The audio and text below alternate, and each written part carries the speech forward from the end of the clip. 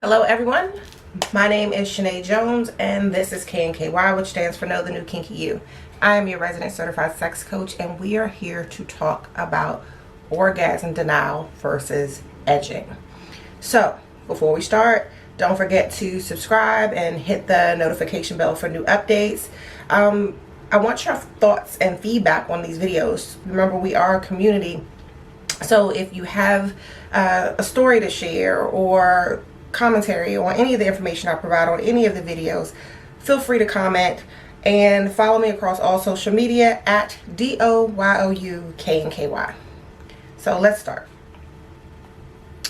When we are talking about denial orgasm, it's probably sounding counterintuitive because we've been taught a lot of the times that, you know, the goal of sex is to achieve an orgasm.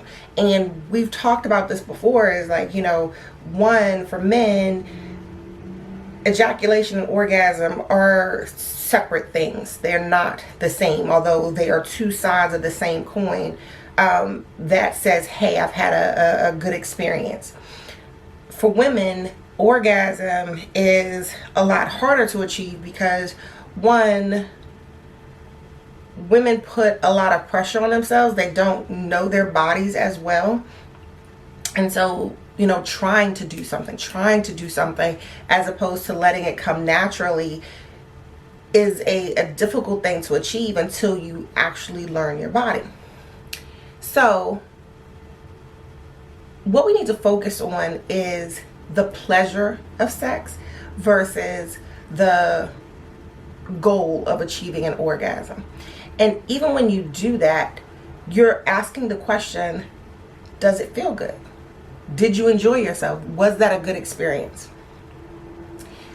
Now, the way that we get in tune with our bodies and ourselves is to understand that everybody has a sexual response cycle, and there are 4 phases of it. Masters and Johnson, who were sex researchers in the 70s, they coined this phenomenon, and it goes from desire to arousal to orgasm to resolution.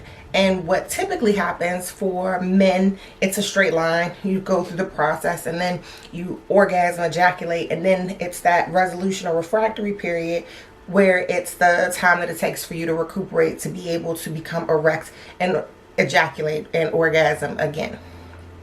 For women, that is more fluid. It goes back and forth. So you can be highly aroused in the beginning and then you can become distracted and it's like, oh, okay, well, I'm not as aroused, so the feeling isn't as intense. And so what you have to learn how to do is to first be aware of where you are in your sexual response cycle and then learn to control it. So orgasm denial is purposefully denying yourself an orgasm. And there is no set period of time, and it depends on the situation that you're in. Again, it could be for yourself, it could be with a partner, but that denial can last for that session for days, weeks, until you're given that permission to finally orgasm. Now, the goal here, which some of you might be like, why would I do that? Why would I want to deny myself an orgasm? Well, the goal is to draw out the sensations of pleasure. So it's not like the thing that you are running towards, it's the thing that you are running from so that you can enjoy the things that are leading up to that moment more. It makes you a little bit more aware of how it is that you're feeling, that heightened sense of sexual experience. Now, when you do any type of, and when I talk to you, I want you to go back and research for yourself if you want to, but you know, this is found a lot in the BDSM community because of the dominant submissive relationship. The dominant is the person that will allow the submissive to orgasm. The submissive is looking for that permission to feel that pleasure. And it's the denial of that kind of draws them in that dynamic. So I want to make sure that you're clear though that orgasm denial, the withholding of permission to orgasm, is not the same as making someone orgasm. And we've talked about this. It's like, you know, men especially get caught up in performance, how well they're doing. Did I make her come? That is not a thing that exists. The male penis, the tongue, a toy, a vibrator, whatever it is a accessory, is a tool to help facilitate orgasm. And it's not the thing that causes the orgasm. So always keep that in mind. Now, if orgasm denial is something that you are perhaps interested in, there are several ways to achieve it.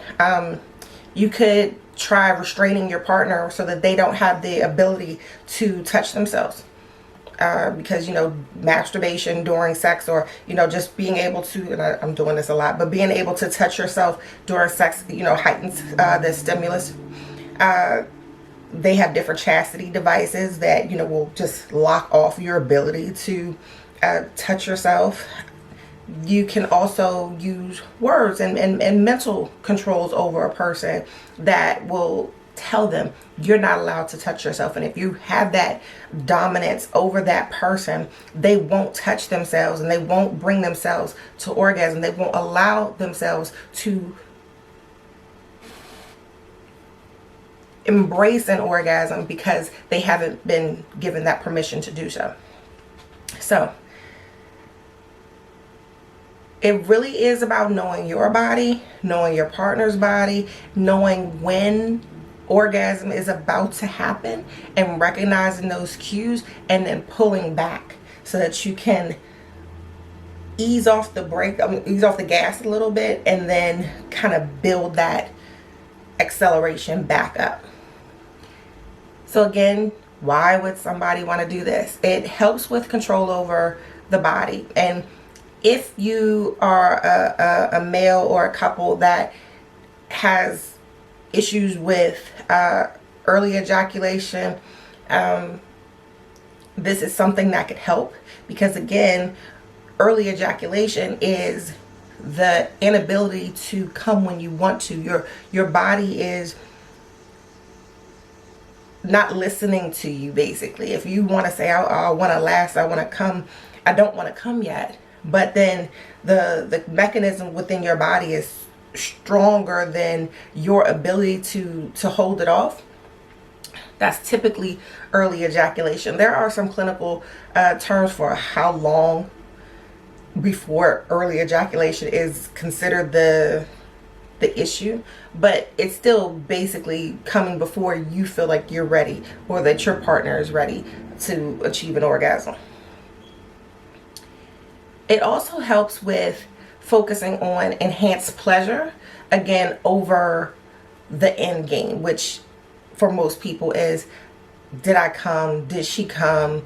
You know, focus on what's good and pleasurable, and then you'll start to pay attention to those things that are making your body respond in that very positive way, and then you'll know how to gravitate and move and work within the space that will continue to evoke those particular feelings. It can also help deepen the connection to your own sexual self. You know, knowing that you can do something and making the choice to prolong it. It's like eating your favorite meal. And if you had the ability to eat your favorite meal without ever becoming full, or not becoming full until you wanted to, then that's the same thing as orgasm denial.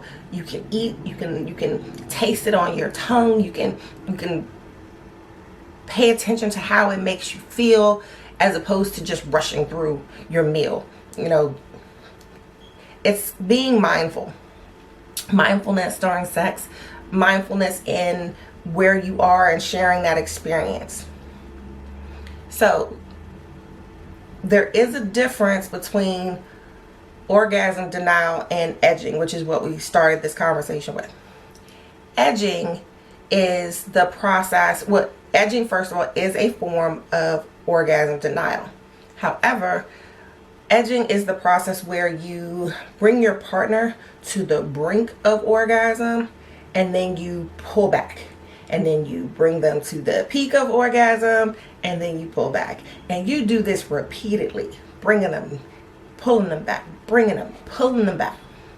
And it's not until that person is absolutely about to lose their shit and they just cannot control it anymore, that is edging.